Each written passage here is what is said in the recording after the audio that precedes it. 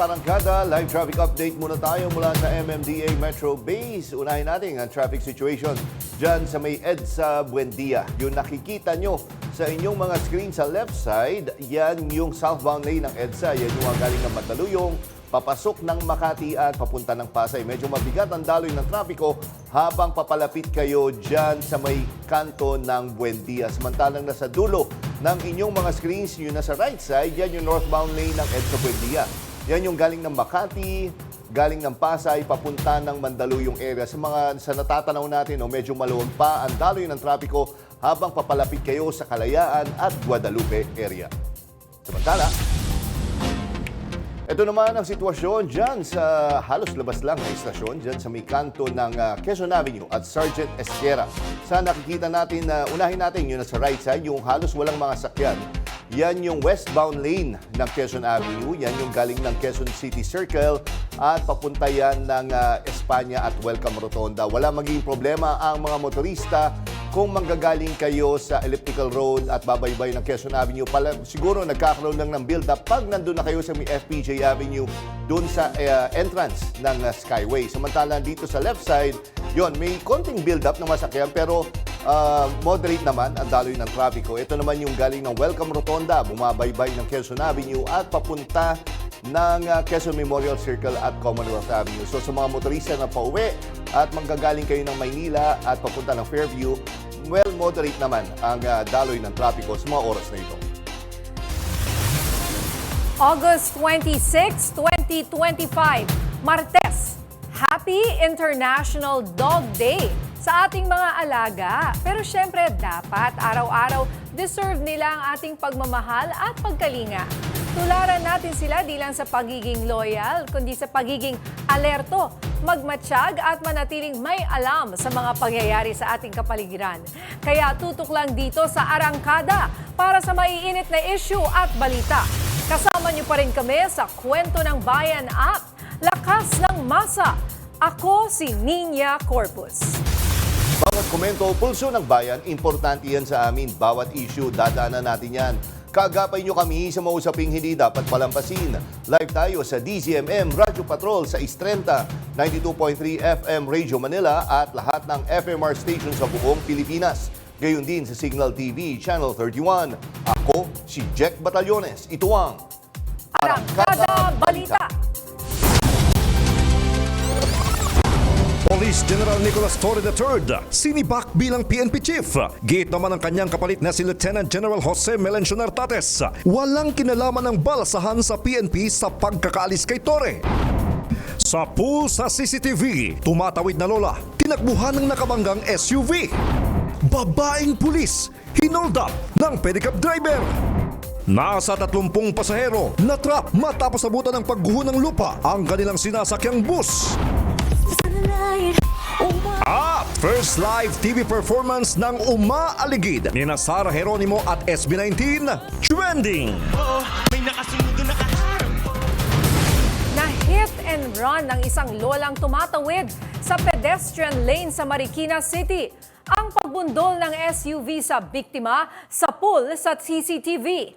May report si Kath Kahukom. Maulan, basa at madulas ang kalsada sa A. Bonifacio Avenue sa Marikina, Sabado ng madaling araw. Nakapayong na tumawid sa pedestrian lane ang 74 years old na si Lola Dolora nang biglang na hit and run ng SUV ang tumatawid na matanda.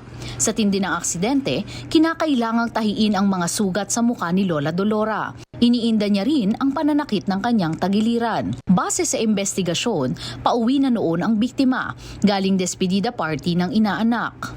Ayon sa barangay, madalas ang aksidente sa naturang lugar. Kaya nga raw naglagay na sila roon ng pedestrian lane at signages. Naplakahan naman ang SUV. Nagtugma raw ang plaka nito sa sasakyang ibinebenta online. Tinutugis na ang driver. Kat Kahukom, Umaarangkada sa pagbabalita.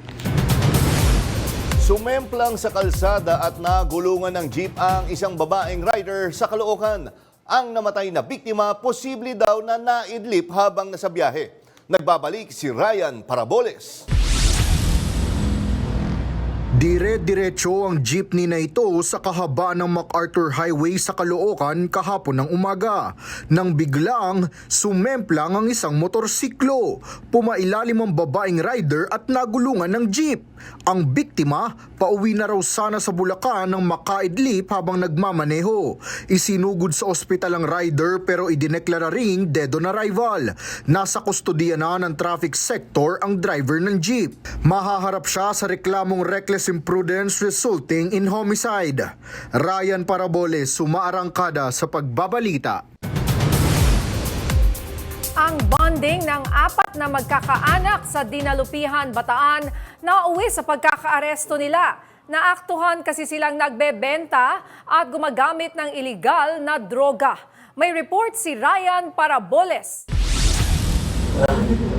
Pot session ng bonding ng amang si alias Densyo, kasama ang kanyang mga anak na sina alias Win at Mark. Naaresto sila sa buy-bust operation sa Dinalupihan, Bataan. Huli rin ang misis ni Mark na si Maymay. Ayon sa mga pulis, tila ginawa ng family business ng grupo ang pagbebenta ng iligal na droga. Katunayan, nakulong na noon at kalalaya lang ni na Maymay at Densyo dahil din sa droga. Ang matindi pa, posibleng sangkot din sa parehong gawain ng iba pang miyembro ng kanilang pamilya. Nasamsam sa mga sospek ang drogang nagkakahalaga ng 612,000 pesos, drug paraphernalia at ang marked money na ginamit sa buy-bust. Naharap sila sa reklamong paglabag sa Comprehensive Dangerous Drugs Act of 2002. Ryan Paraboles, sumaarangkada sa pagbabalita. Kulungan ang bagsak ng isang pedicab driver matapos bang hold up ng isang babaeng pulis sa Digos City, Davao del Sur. Yan ang umarangkadang balita ni FMR News, Davao del Norte correspondent Noreen Igonya.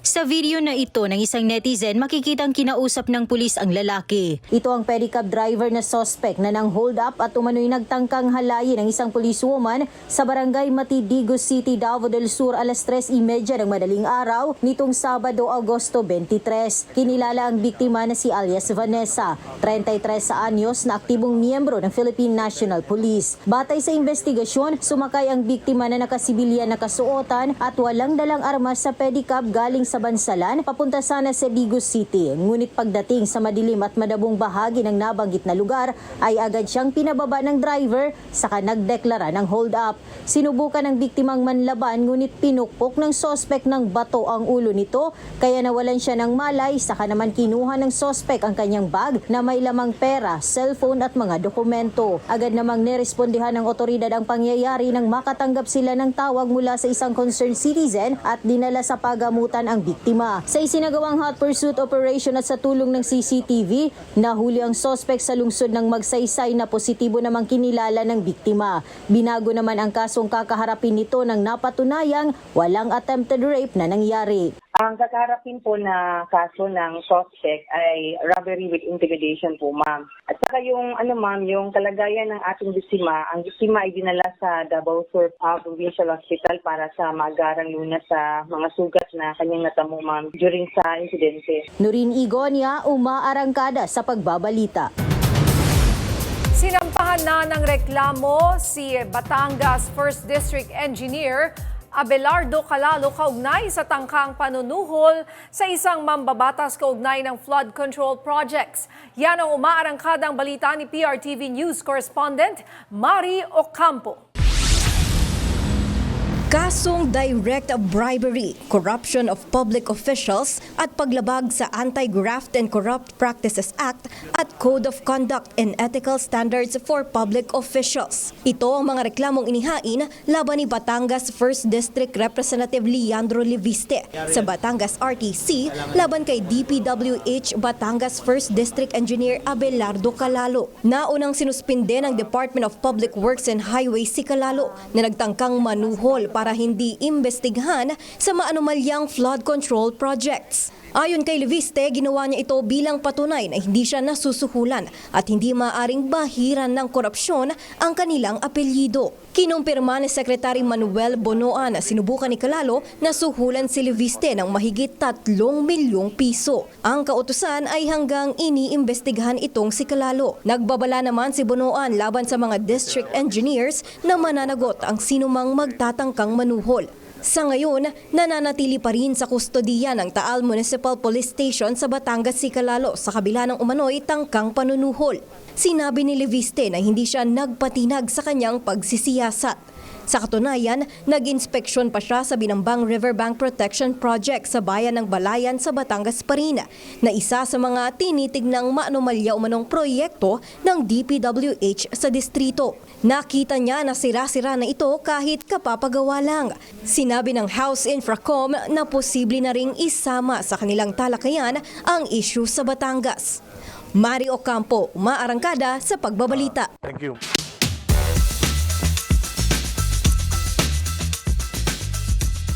Sinampahan na nga kanina ng reklamo ni Batangas 1st District Representative Leandro Leviste si District Engineer Abelardo Calalo. Kaya nga wag na natin patagalin, kausapin na natin ang tinaguriang man of the hour na si Congressman Leviste. Magandang hapon po, Congressman Leviste, Jack Batallones po at Nina Corpus. Magandang hapon po sa inyo. Yes, unang-una sa lahat, Congressman, binabati kami dahil marami talagang pinapurihan kayo sa ginawa niyong hakbang na ipahuli itong district engineer na to. Pero yun nga marami nag-uusap, napakalakas naman po ng loob nito na although baguhan kayo sa Kamara, pero yun nga ang lakas ng loob na tangkang suhulan kayo. Paano siya lumapit sa inyo? Kami po ay nagdi-discuss ng mga inspections ng existing projects at plans para sa bagong projects. At request si engineer ng meeting sa aking opisina kung saan kakaupo lang namin. Sabi niya may gustong ipadala ang mga contractor na suporta para sa aking mga programa. Hindi naman po niya sinabi na yun ay isang bribe. Pero ang sinabi niya po ay sana Opo. mag-meet din po kami ng mga contractors at syempre I felt na medyo inappropriate yung proposition niya. At the same time po ang isang bag na dala niya ay may laman na ng pera na may resibo din na 3% of 104 million pesos mula sa 3 mga proyekto. Kaya ang insinuation po ay dahil kami ay nag-i-inspect na ng mga substandard projects sa aming distrito, ang mga contractors ay baka worry na mahanap namin na hindi pala tama ang mga nagawang mga proyekto. At kahapon nga po, meron kaming isang in-inspect at nakita nga po namin na kulang ang mga materyales sa ilang mga flood control projects. Pero yung 3 million po, Congressman, ano to, parang down payment lang po or may kumbaga masusundan, no? Ano ho ba yung ginawa niyo discussion po? Let me explain po. Ang 3 proyekto na nasa resibo na ibinigay niya sa bag na yon ay nasa halaga ng 104 million. At ang 2025 budget ng unang distrito ng Batangas ay nasa 3.6 billion. At ang sinabi po sa akin ay mga 5% hanggang 10% kaya sa mga 2025 projects na na-award na. At para sa mga bagong projects sa darating na taon, iba naman po ang SOP dahil ang mga proyekto na yon daw ay i-award pa lang. Opo. At medyo nagulat po ako dahil ang mga proyektong ongoing na ay dapat na award sa isang proper bidding process. Pero natutunan ko din po na hindi daw nagkakaroon ng mga tunay na bidding ang mga DPWH projects sa unang distrito ng Batangas. Pinipili daw ng, sabihin po natin, ang ibang mga public officials, ang mga mananalong mga bidder sa DPWH District Engineering Office bids. At yung mga namimili ng mga winning bidders ay binibigyan po ng SOP. Kaya ang perspektibo ko din ay ang kaso sa isang empleyado ng DPWH ay hindi magsosolve sa problema ng sistema ng DPWH. Kailangan po natin talaga ng number one, mga reforms sa procurement processes ng DPWH, Opo. additional quality controls, at dapat din po natin siguro bawasan ang mga costs na nakabudget para sa mga DPWH projects, kasi ang isa din na baka hindi po ma-expect ng ating mga listeners ay sabi daw ang mga DPWH projects ay nakabudget na daw ang 10 to 20% na kinukuha ng ibang mga public officials daw sa cost ng mga proyekto na ito. Kung sana lang po mababa natin ang mga cost ng mga proyekto na ito, baka mapipilitan na wala nang ibibigay na SOP sa ibang mga public officials. May iba pa po ba na nagtangkang kausapin kayo bukod dito kay Engineer Calalo? May kasama pa po ba siya? At ano bang contractor po ito na pinag-uusapan natin? Si Engineer Calalo ay bilang district engineer, yung in charge talaga sa mga DPWH projects sa aming distrito. Kaya siya talaga yun din yung contact person ng marami pang mga contractors. Kaya ang sinabi niya ay meron siyang dalang ngayon, meron siyang additional pang 15 million galing sa ibang contractor na ready na ipadala, pagsabihin ko po. At yung ibang mga contractor naman gustong makipag-meeting, sabihin ko lang kailan, at kung natuloy po sana ngayong linggo, ay puro meetings with contractors kami. Pero syempre, yun po ay hindi appropriate. Kaya naisip ko pong i-request ang arrival ng PNP para set natin ng tamang example ang insidente na ito. And Congressman, narinig ko nga sa interview niyo, may panawagan kayo na maging state witness po ba? Etong si District Engineer, tsaka yung mga iba pa na mga engineer po. Tama po ba yung pagkakarinig ko kanina? Tama po. Dahil si DE ay hindi naman yung pinaka-guilty na party. Yeah. At ang ibang mga public officials ang dahilan na ganito ang sistema ng DPWH, at sila po ang mas nakikinabang sa corruption sa DPWH. Kaya kung si DE ay maglakas ng loob na magbigay na lang ng tulong para mahanap natin yung tunay na source ng corruption sa DPWH, I hope po that some good can come out of this, and at least the DEs of DPWH have a lot more information than we know. As outsiders of DPWH, mahirap nating i-audit lahat ng mga problema sa bidding at sa implementation ng mga projects. Pero kung yung mga insiders po mismo ay protected by, let's say, witness protection programs, and believe that there will not be retaliation from powerful people if they blow the whistle, then I hope that can be another way that we can hasten the reforms of DPWH. At bukod po dun sa mga naikwento nyo na personal experience, kumbaga parang may case study na rin tayo no, dito sa mga nangyayari, at buti nga na lang po ay isiniwalat ninyo ito. Ano pa ang natuklasan nyo bilang isang neophyte lawmaker? Gaano katindi ang itong korupsyon na nangyayari po ngayon na pinagsisikapang wakasan sana ng ating administrasyon? Nagulat po ako na ang mga SOP sa DPWH ay napaka-openly din-discuss, dahil syempre ito po ay illegal, pero kahit yung mga empleyado ng DPWH ay, if I can share in my own personal experience, minsan na-involved din sa mga discussions tungkol dito. Kaya sana po dahil sa insidenteng ito, at least mababawasan ang impunity tungkol sa mga SOP sa DPWH. Okay. Nako, maraming salamat sa iyo, Congressman, 1st District Representative Leandro Leviste. Good luck. Thank Mabuhay you. po kayo, sir. Ipatatawag ng Senado ang mga contractor ng flood control projects na hindi sumipot sa pagdinig ng Blue Ribbon Committee. Pirmado na ni Senate President Francis Cheese Escudero ang mga sapina para sa kanila. Noong isang linggo, 7 lang sa top 15 contractors na may maraming flood control projects ang dumalo sa pagdinig ng Senado. Posibleng bukas daw ipadala ang sapina sa mga ipinatatawag na kontratista.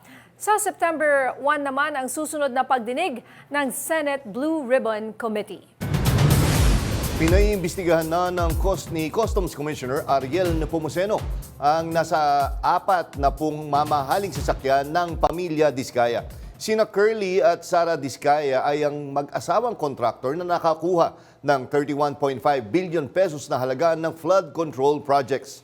Ayon kay Nepomuceno, maaaring inspeksyonin ng BOC ang mga sasakyang nakatago sa mga commercial establishments o bodega sa pamamagitan ng letter of authority. Pero kailangan aniya ng court order para makapasok sa mga pribadong bahay. Dagdag ni Nepomuceno, hindi lang ang pamilya Diskaya ang kanilang sisilipin kundi pati ang iba pang nakikita sa social media. Binigyang diin ng Kamara ang kahalagahan ng partisipasyon ng civil society organizations sa pagbuo ng 2026 National Expenditure Program. Ayon kay House Spokesperson Princess Abante, pansamantala lamang ang inilabas na guidelines para maisingit ang partisipasyon ng CSOs sa mahigpit na budget calendar. Anya, ang People's Budget ay isang buhay na proseso na bubuuin kasama ang civil society. 6 na organisasyon na ang na-accredit para makasali sa deliberasyon, kabilang ang Federation of Free Farmers Cooperatives, Safe Travel PH, Makati Business Club, Alyansa ng Nagkakaisang Mamamayan, Center for People Empowerment in Governance, and We Solve Foundation. Nanawagan si Abante na ipagpatuloy ng mga grupo ang pakikilahok dahil ang budget ay para sa lahat ng Pilipino.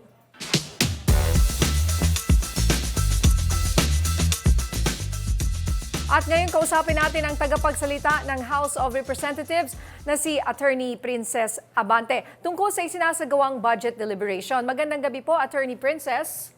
Magandang gabi po sa inyong lahat. Hello. Hello.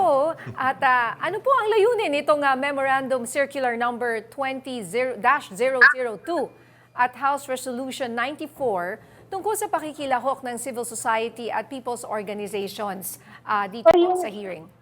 Yeah, yung House Resolution 94, yan po yung resolution na final nila Speaker Martin Romualdez, Congressman Judah CJ, para magkaroon ng participation ang mga civil society organizations sa budget process.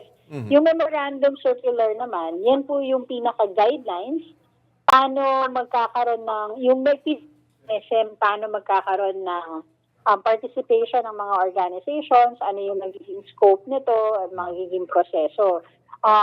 Ngayon po ay tuloy-tuloy naman na po yung process natin. Out of the initial 26 na mga organizations that indicated their interest, 2 lang naman so far ang eventually nagsabi na hindi na sila tutuloy. But out of the 26 also, 6 na yung nakapag-complete na ng requirements. So, accredited na po sila. At we're still waiting for all other organizations that are interested to participate in the budget process dito sa House of Representatives. And paano po yung selection process po dito? Sila ho ba yung lalapit po sa inyo para mag-apply or kayo po yung namimili kung sino lang ang pwede po? Ang importante lang po makapag-submit ng requirements that are nakalagay po dun sa guidelines. And then open naman po sa lahat as long as kumpleto po yung requirements na yan. So ano po ba yung mga requirements? Mahirap ba? Or pwedeng, for example, kung ordinaryong mamamayan lang, kunyari, hindi siya parte ng mga organisasyon at grupo, pwede rin po ba? Ang pagkakaintindi ko, they have to be civil organization. Nakalagay naman po dun sa memorandum circular yung definition ng kung sino yung mga eligible. Any civil society organization, whether formally registered or not, may apply for accreditation. They just need to submit a letter of intent, Opo. the basic organization profiles, name and contact details, and I think past and current registration. They have to be accredited by other government agencies or evidence of advocacy work that would represent a particular sector. Kasi syempre, we are expecting nga yung participation ng mga organizations for a specific cause kadalasan, whether that is education, employment, iba't ibang mga sector po ng lipunan. Yun naman din yung ine-expect natin ng mga organizations na makikilahok to observe the budget process. And Attorney Abantig, kumbaga, up to what extent po magiging participation? Observer lang po ba sila? Or pwede din naman silang mag-question kung may nakita silang parang kaduda-duda sa maririnig po nila? Doon po sa guidelines na nilabas, meron pong part sa per level, so committee level, meron pong part na they will present their positions, kasama na dyan ang kanilang observations and probably questions to be submitted to the Committee on Appropriations for the committee's action. Kasi syempre, ang proseso ng budget sa House ay ayon naman din po sa saligang batas, mga members ng House po ang nagdidesisyon. So, any position, concerns, questions ay dapat idaan po sa mga members ng House through the Committee on Appropriations for consideration. At pagdating naman din sa plenary, they get to observe as well. They will also have the opportunity, the period to file their position paper on their observations for the, I think yung pwede naman yan ma-consider ng plenary during the period of amendments. Okay. Pero ma'am, curious lang ako, nung mga previous budget deliberations ba, may ganitong klaseng participation po or first time po ba to? No, this is the first time ever po na merong clear participation ang mga civil society organizations sa mismong budget process. Kadalasan po ang ating mga ang publiko, especially the organizations, they observe outside. Then yung maririnig natin yung mga commentaries either in the media or in the social media. Pero this time, kasama po sila sa actual proseso ng pagpasa at pagbalangkas, paghimay ng budget sa loob ng House of Representatives. And I know, marami pa po itong mga kailangang aralin. I know na for certain civil organizations, hindi na-meet yung kanilang expectations, and we are working on that. This is a first step na mangyayari.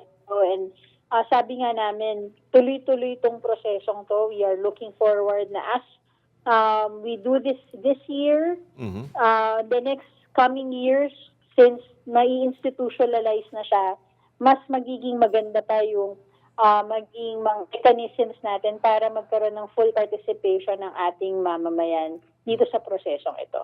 And yun kaya partner tinanong ko kasi nga may nabasa po ako, attorney nga, apparently may isang group nga, I forgot yung name, na nag-decline kasi nga parang hindi nga na-satisfy sa gusto sana nilang gawin. Pero yun nga, maganda po ang narinig namin mula sa inyo na willing naman pa kayo in the future, kumbaga next year, na iti-tweak nyo pa na definitely ito magiging guidelines po. So ang question... Yes, the House leadership, especially under the leadership of Speaker Martin Romualdez, sincere yung commitment na talagang buksan, gawing transparent, gawing accountable ang ating mga House members dun sa pagpapasa ng ating budget. And it starts within. And para mangyari yan, sinagot yung tugon, dapat merong mga yung public can participate and observe kung ano yung nangyayari. And one way, ginawa na nating live lahat ng deliberations. Ngayon, meron pa tayo mga iba't ibang organizations from different different sectors. I think different different political backgrounds na to observe all processes of the budget and to present their own position papers on their observations. And siguro in the next coming years, madami pa pong magbabago yan, but at least yung first step na simulan na natin. So kumbaga kasama sila sa lahat po ng proseso, no? Walang part na may closed door. So kung gusto nilang sumama, makikita po nila lahat yan, kung may budget insertion na tinatawag, at kung iba pa na mga concerns. Sa pagkakaintindi ko po, they are given the schedules of all of the budget schedules here sa House. They indicate if merong sa any of the organizations would want to observe a particular hearing. So katulad today, kalimutan ko lang kung ilan yung mga committee hearings today. I'm not sure kung merong nag-indicate na mag-observe sila. So, usually ganyan po yung nagiging proseso. I think on Thursday, August 28, magkakaroon ng town hall meeting ang mga CSOs with the Committee on Appropriations led by Chair Mika Sonsing. So, din po yung magkakaroon din ng pag-usap ang mga CSOs together with the committee para din mapag-usapan pa kung kamusta naman po yung mga initial na pag-observe nila dito sa proseso ng budget. Ano pa yung magagawa natin. But you have to remember, we are also may mga timelines tayong sinusunod, no? Kailangan in the shortest of time possible but efficiently ay mahimay natin ang budget at mapasa to para meron tayong budget na magagamit for 2026. Okay, nako, maraming salamat, Attorney Princess Abante, sa oras na binigay nyo dito sa Arangkada Balita. Mabuhay po kayo at magandang gabi po. As always po, magandang gabi. Posibleng magsagawa ng motu proprio investigation ang mababang kapulungan ng Kongreso sa inihiling ng Estados Unidos na extradition ni Kingdom of Jesus Christ Pastor Apollo Quiboloy. Mahalaga raw kasing malinawan ang ilang malalabong probisyon sa paglilipat kay Quiboloy mula Pilipinas papuntang Amerika. Narito ang umaarangkadang balita ni PRTV News Senior Correspondent Willie Delgado Jr. Hindi natin maiwasan na mabahala. Sa kanyang liham sa House Committee on Justice, nais malinawan ni Akbayan Party List Representative Percy Sendania ang magiging takbo ng extradition ni Pastor Apollo C. Quiboloy sa kamay ng Estados Unidos. Para kay Sendanya, dapat daw ipaliwanag ng mga ahensya ng pamahalaan kung paano isinasagawa ang extradition request at kung ano-ano ang mga timeline. Maganda daw kasing malaman kung saan nagkakaroon ng butas o kakulangan sa ating umiiral na batas, kung meron man. Sang-ayon naman sa ideyang ito si Batangas Representative Jervil Luisro, kaya agad nagkasa ng motu proprio investigation para sa extradition ni Quiboloy. Sinundan naman ito ng mosyon ni Bukidnon Representative Keith Flores na siya namang Vice Chairman ng House Committee on Justice. Nakasali daw kasi ito sa PD 1069 o ang Philippine Extradition Law na pinagtibay noong 1977. Kabilang sa mga isyong posibleng talakayin ay ang mga sumusunod.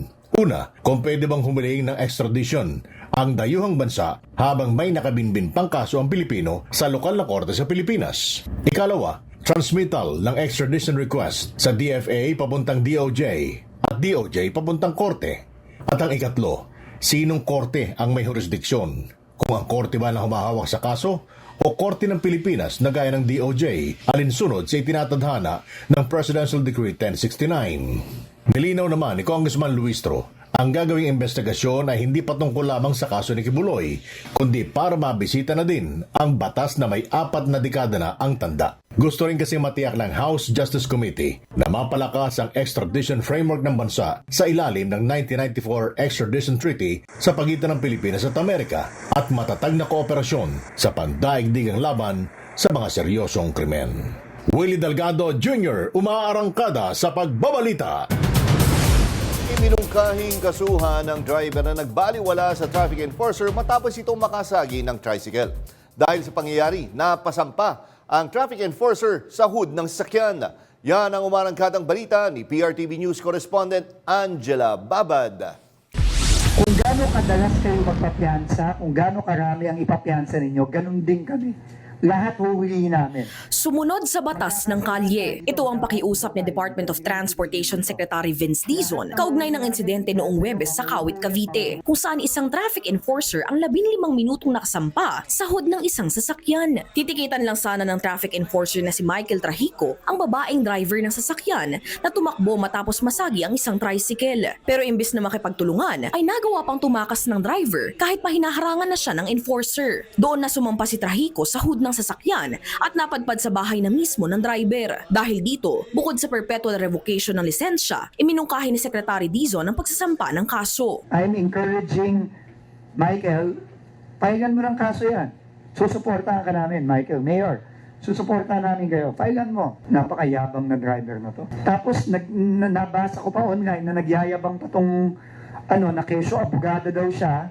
Kung abogado ka, mananagasa ka ba ng enforcer? Since abogado ka, harapin mo ngayon itong mga parating sa'yo. Nito lamang nakaraang 6 na buwan, nasa 2008 show cause orders at 420 na lisensya ang nasuspinde ng Department of Transportation at Land Transportation Office. Mas mataas sa 1,100 show cause orders na inilabas sa buong taon ng 2024. Hinihikayat ng ahensya ang kooperasyon ng netizens sa pagsusumbong ng mga insidente sa daan. Angela Babad, umaarangkada sa pagbabalita.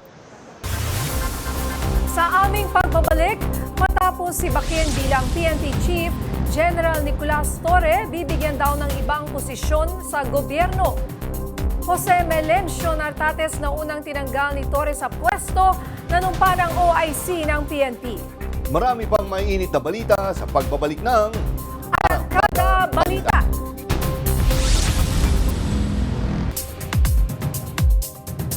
Sinibak sa pwesto si PNP Chief General Nicolas Torre III. Papalitan siya ni PNP OIC Chief Lieutenant General Jose Melencio Nartates Jr. Yan ang umarangkadang balita ni PRTV News Correspondent Christian Bascones. The palace affirms that President Ferdinand Marcos Jr. has made the difficult but necessary decision to relieve PNP Chief Police General Nicolas Torre III of his duties. Nagulantang ang lahat sa biglaang anunsyo ng pagtanggal ni Pangulong Ferdinand R. Marcos Jr. kay Police General Nicolas Torre III bilang hepe ng Philippine National Police. Ito ay sa gitna ng spekulasyon na marahil na politika ang dating hepe ng pambansang pulisya. Paglilinaw ni DILG Secretary John Vic Remulla. That is precisely why we are doing this, because we want to take politics out of the equation. When you have issues arising, you must resolve it according to the rules of the institution. And that's what we are doing. This is not a popularity contest. This is a question of maintaining the integrity of the institution. Matatandaan, noong unang bahagi ng Agosto, ipinag-utos ni Torre ang paglilipat ng pwesto ni Lieutenant General Jose Melencio Nartates Jr. at Lieutenant General Bernard Banac kasama ang higit sa 10 senior officials. Ngunit agad itong binasura ng NAPOLCOM sa pamamagitan ng Resolution Number 2025-0531 na nag-uutos na ibalik ang mga opisyal sa kanilang orihinal na pwesto. Sa kabila ng direktiba, nanindigan si Torre at ayon sa kanya, ang PNP ay dapat manatiling buo at hindi dapat guluhin ng alitan.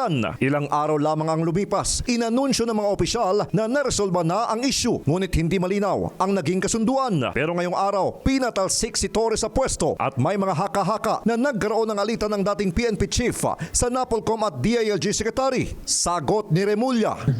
PNP Chief and I have always had a great relationship.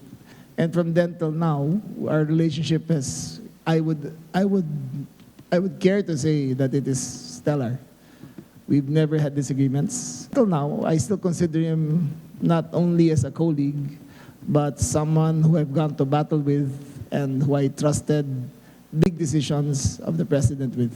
Samantala, pwedeng manatili si Torre o magretiro sa pagiging pulis. Uupo naman bilang bagong PNP OIC Chief si Lieutenant General Nartates. Habang nilinaw naman ni Remulla na walang nilabag si Torre at walang kakaharaping kaso, mapakriminal man o administratibo. Ani Remulla sa pag-uusap nila, maaaring iluklok siya ng Pangulo sa ibang pwesto sa gobyerno pero nakadepende pa raw kay Torre kung tatanggapin niya ito. The President is considering him for another post in government, and we will know soon if General Torre will accept. Samantala, hindi naman nagpakita si Torre sa Assumption of Command ceremony ni Nartates. Christian Bascones, umarangkada sa pagbabalita.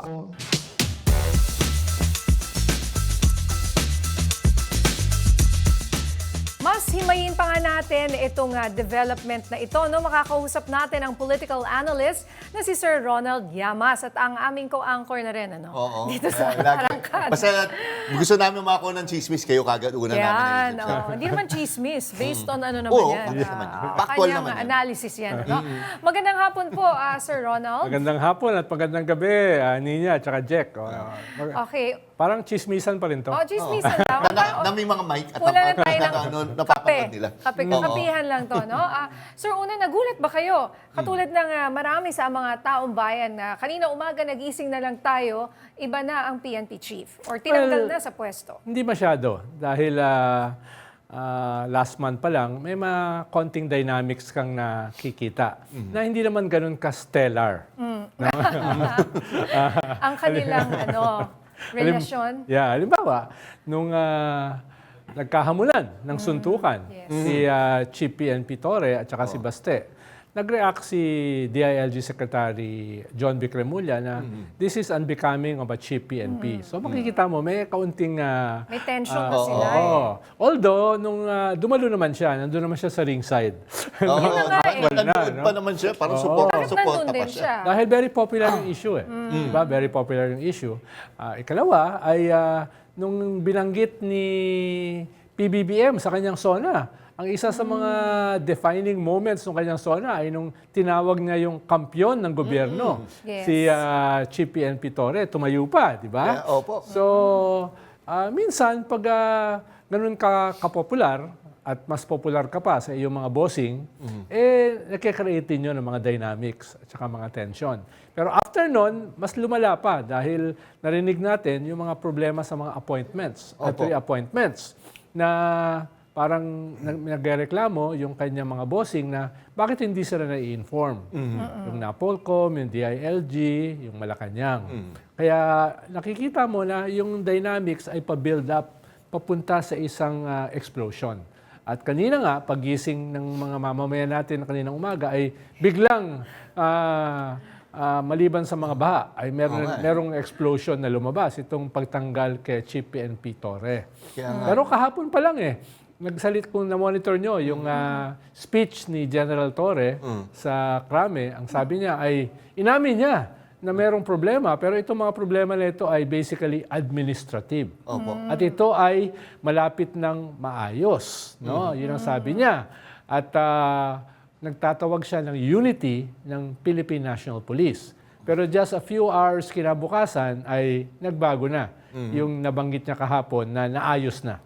Pero yun nga no? Parang ang bilis nung pagbabago mula sa SONA na talagang nasa peak siguro siya nung kasigatan po niya. Pero yun nga di biro mo, nung sa pagkakapadala sa The Hague kay dating Pangulong Rodrigo Duterte, siya, kay Kibuloy, siya yung nasa forefront. And ang taas, di ba, may binasa pa tayong item dati na mataas ang trust rating ng PNP. Yes, parang siya yung sharp edge of the spear ng mga Marcoses laban sa mga Duterte. Dahil sabi mo nga, kay Kibuloy, kay Digong, kay Baste, parang siya yung mga sumasagot. Tapos biglang almost overnight ay nangyari ito. Ang sinasabi ko lang ay hindi ito overnight. Medyo may mga pangyayari building up papunta rito. Pero hindi niya na-outweigh, no? Oo, so totoo, naririnig na nga natin may parang tension. Nakikita mo naman na may sinasabi nga dati si DILG Secretary na unbecoming, ganito, ganyan. Pero hindi natin in-expect yung ganito ka-abrupt at ganito ka napaka-konti ng words nung kanyang we are relieving the PNP chief. Parang dalawang sentences lang Tapos ano na? Yun yung nakakagulat Tama, ko. parang para sa isang napaka-popular na opisyal ng gobyerno, yung pagkakatanggal sa kanya, yung letter, parang very curt at saka brusque. No? At saka parang may tinanggal kang barangay captain sa posisyon. Walang explanation. Oo, di ba? Kahit si Congressman Leila nagulat naglabas siya kanina ng tweet na ano nangyayari? Bakit ganun yung ginawa? Tingin ko yung isang trigger dito ay yung pumalit mismo sa kanya, si Nartates, no? Ay parang nirelieve niya before. No? At siguro, hindi ko naman sinasabi na yun ang dominant, pwede rin may dynamics dito yung mga graduate ng PNPA at saka graduate ng PMA. Dahil usually kasi in the past, puro mga PMAer nagiging chief PNP. Okay. Sa ngayon, parang kakaunti na lang yung natitirang PMA. Tapos, i-relieve mo pa sa posisyon, tingin ko kasama yun sa dynamics. No? At eventually, yun ang pinalit sa kanya, si Nartates. No? Yung kanyang nilipat. Oo. Yung nilayo niya sa kanya. Di ba Yes. deputy niya to? Yes. Opo. No? At makita mo rin, yung ibang mga PMAer ay nagsalita rin tungkol dito. No? Dahil nga, ang sabi nila, hindi naman basta-basta nire-relieve yung ganong klaseng high-ranking officer nang wala namang paabiso man lang sa mga kataas-taasan mong bossing. No? Pero sabi mismo ni Secretary John Vic ay wala naman silang masyadong dynamics at napaka-stellar naman ang kanilang relasyon. Kaya pwedeng iwanan na lang natin ang ganon. At yun na nga, do they expect us to just diba? i-accept na lang lahat ng ito? Parang hindi pa satisfied yung publiko kasi kahit sinabi niya wala rin daw nilabag na batas. Wala rin daw, parang kumbaga wala raw ginawang masama or something, di ba? To that effect. So ano talaga nangyari? So why? Kaya nga, yung statement mas mabilis pa doon sa quick response na 5 minutes. Well, kung makikita mo kasi yung social media, at the minimum, pagkagitla at marami galit. Dahil siyempre, sa tulong din ng gobyerno, naging popular si General Torre. Tapos, at the very least, kung ika-crisis management ito, ay dapat from the very start, binigyan mo na ng graceful exit. Halimbawa, Yung na at least Pwede man man ang lang. deserve niya. pwede mo sabihin na pinromote mo, kick upstairs, ika nga ba, no? At ipaliwanag mo, spin mo na lang na hindi ito away, hindi ito dynamics. Kesa yung ini-spin mo siya after the fact. No, parang, dapat nagsimula yung spin bago. Kaya no? nga Para hindi ka na nagka-crisis management ngayon pa lang. Dapat sa simula pa lang. No? Hindi naman sana nagmamagaling tayo, pero sana ganun yung pagkakagawa para hindi sila nagkakaproblema sa pagpapaliwanag. Opo. Katulad dito sa arangkada. Sir, well, ang isa ko pang concern ay yung moral kaya ng ating mga pulis sa ngayon dahil sa mga nangyayaring ito. Imagine yung boss mo, di ba? Ganon. Well, siyempre affected sila. No? Hindi ko kasi alam yung powers ng NAPOLCOM, halimbawa sa mga appointments. Alam ko hindi naman ganun kalakas yung powers nila. Baka ang usapin lang dito ay parang, ayun nga, sabi ko kanina, abiso. No? Pero siyempre, kung meron naman talagang dynamics na sa ilalim, may undercurrents na, yung mga maliliit na bagay ay naboblow out of proportion. No, halimbawa, yung pagpapaabiso, hindi ka nagpaabiso, lalaki siya. No, dahil nga may undercurrents na. May undercurrents na. Usually, dapat may mga nag-aayos ng ganyang klaseng problema bago sumabog. Opo. O hindi, okay. Kaya nga pero ito pa, di ba narinig mo nga na kundo sa press con kanina ni SILG, sinasabi na posibleng bigyan ng ibang posisyon sa government. Tingin mo totoo ba to or parang pampalubag-loob lang po? Hindi ko naman siguro sabihin pampalubag-loob. Ang sabi ko nga kanina, sana nagsimula doon. Di ba? Kesa yung hinahabol mo, parang nagba-backpedal ka lang. No, doon sa nangyaring controversy. Pwede sanang naiwasan yung ganitong controversy kung yun doon ka nagsimula. Ngayon, kung sabihin ni General Torre, ay hindi ko natatanggapin yan. Dahil napahiya na ako. Di ba? Yung ganun. Ngayon, tahimik naman siya. No, baka nagmumukmuk pa o kaya ay masama loob. At sabi naman niya lagi, I'm a good soldier. Kung ano yung utos sa akin, gagawin ko. No? Pero sa ngayon, medyo tahimik siya. Tingin ko, ito ay pag-appease doon sa nasaktan. At saka pag-manage nung nag-unfold na controversy. Then again, baka sakaling it might work. No? Depende kung ano yung i-offer. Baka mahirap na lumalabas yung NBI. Usually kasi sa NBI, abogado or auditor. No? Baka pwede pa undersecretary ng DILG, no? Or GOCC. No? Pero siyempre, para dun sa naapektuhan, malinaw naman sa kanya na ito ay pang-appease sa kanya. Oo nga po. Pero kung talagang totoo yung sinasabi niya na good soldier siya, baka tanggapin naman niya ng tahimik. Kahit may kaunting sama ng loob. Pero then again, dahil sa mga pangyayari, qualitatively kasi nagbago na yung role ni General Torre. No? Sinasabi nga nung iba, pwedeng tumakbo yan sa 2028 Yun nga. bilang Yes. senador. No? Yung Opo. ganun ba? Tapos, ang elephant in the room, baka gamitin ito ng mga kalaban mo. No? Namomonitor ko, sinisimulan ng gamitin. Di ba? Binabanatan si General, buti nga. No? Ganon. Ganon. At the same time, ay binabanatan yung gobyerno. Tingnan nyo, yung mga loyal sa inyo ay ganito ang nangyayari. So, nakikita ko na ginagamit ng kalaban mo. So, ngayon, kailangan mong harapin yan at i-manage mo maigi para hindi magamit. Kaya nga po. Para hindi magamit. So what would you advise? Siguro very quickly, kulang na naman ang oras natin kung kayo po ay crisis management nila. Well, Ano halimbawa, advice nyo ngayon moving forward? maganda yung magsasama silang dalawa ni Secretary John B. Cremulya at pag-uusapan nila yung future ni General Torre. No? Kahit ginagawa mo yan after the fact, no, ay baka pwede pa. Masalba Baka pa. pwede pa. No? Although, sabi ko nga, medyo tahimik si General Torre. Yes. Kaya yun ang pwedeng gawin. Tapos ayusin mo yung i-offer mo. Wag naman yung mga barya-barya. Wag naman yung mga gigilid-gilid. Bigyan mo naman ng magandang offer. No? Para hindi niya tanggihan. No? Okay. So, ayan, mahirap talaga. Bitin na bitin. Pagdating kay Sariang, sa Pero gabitin na ang dami bitin. ko nang natutunan sa kaunting oras na yon. Isip-isip na lang po tayo. No? Maraming salamat. Anytime, Ginoong Ronald Nina Llamas. at Jack. No? Salamat po, mabuhay po kayo. Ano lesson dyan? Huwag mo raw i-outshine yung boss Huwag mo. mo masyadong galingan. Oo. Sabi ni Machiavelli. Sabi ni Machiavelli. Alright. Sige po. Sir, Thank you, salamat sir. po. Salamat din. Naging pahirapan ang pag-rescue sa mahigit 30 tao matapos matrap sa bus sa naganap na landslide sa Leyte. May umaarangkadang balita si FMR News Tacloban correspondent Don Leandro Chu.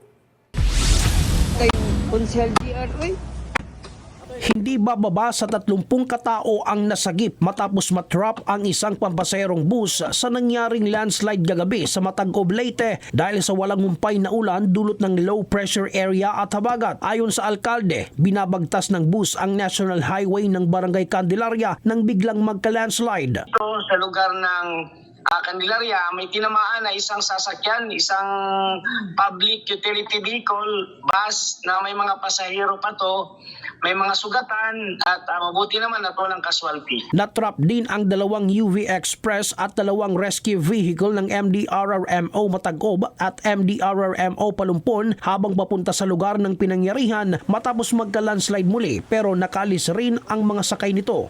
Okay na, passable na. Maaga-maaga kanina, nagdala tayo ng mga chinsos at saka backhoe para mas madali itong madaanan ng tao. Sa huli, na-rescue lahat ang 35 pasahero at driver kagabi kung saan dalawa sa mga ito ang dinala sa ospital matapos magtamo ng sugat sa ulo. Kaninang umaga, ipinagpatuloy ang clearing operations sa lugar at ayon sa MDRRMO, nadadaanan na ito sa lahat ng uri ng sasakyan. Don Leandro Chu, umaarangkada sa pagbabalita. Nagulantang ang mga residente matapos sumiklab ang malaking sunog sa isang residential area sa Father Selga Street, Barangay 8A, Davao City, bandang alas 7 kagabi. Mabilis na rumisponde ang mga bumbero upang apulahin ang apoy. Nagkumahog naman ang mga residente na maisalba ang kanilang mga gamit at ligtas na mailabas ang kanilang pamilya. Mabilis na kumalat ang apoy dahil gawa sa light materials ang mga bahay.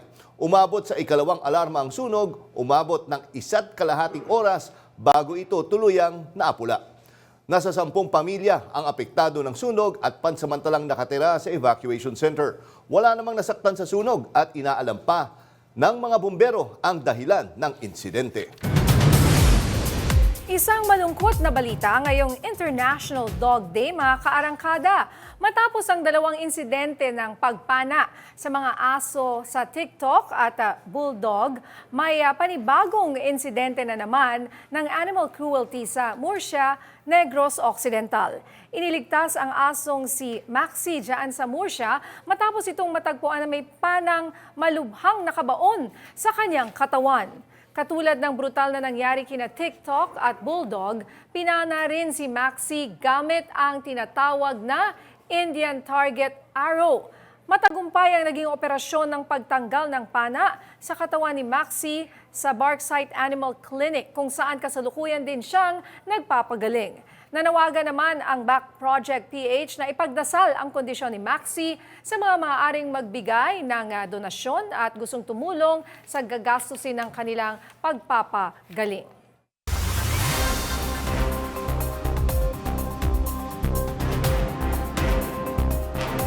Kakaibang teknik ang ginawa ng isang residente para takutin ng mga karnaper na pumasok sa kanyang bahay sa Melbourne, Australia. Kinahulan lang naman niya na parang aso ang mga kawatan. Effective yan dahil nagkumahog at nagtatalon palabas ng kanyang garahe ang dalawang karnaper. Nakunan kasi sa CCTV ang step-by-step na galaw ng mga kawatan para itakas ang kanyang kotse. Kaya naman, nang makatsyempo, umaksyon na ang residente. Tinutugis na ang mga karnaper. Pero natakot Kaya mo yun. Baka kasi maging wolf after, Oo, di ko alam. mas wolf. Saktong-sakto sa International Dog Day yung ginawa ni Kuya, di ba? Nako, Ano buti kaya na lang klase? wala mga weapons yung mga Oo. carnapper. Pero parang ano naman nung dalawa na yun, naniwala sila doon sa tumatahol na yun.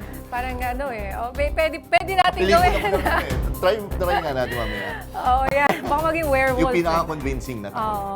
Okay, yan po ang mga balitang umarangkada ngayong araw. Ako si Nina Corpus. At ako naman si Jack Batallones para hindi mahuli sa usapan. Kapit lang hanggang sa susunod na Arangkada Balita!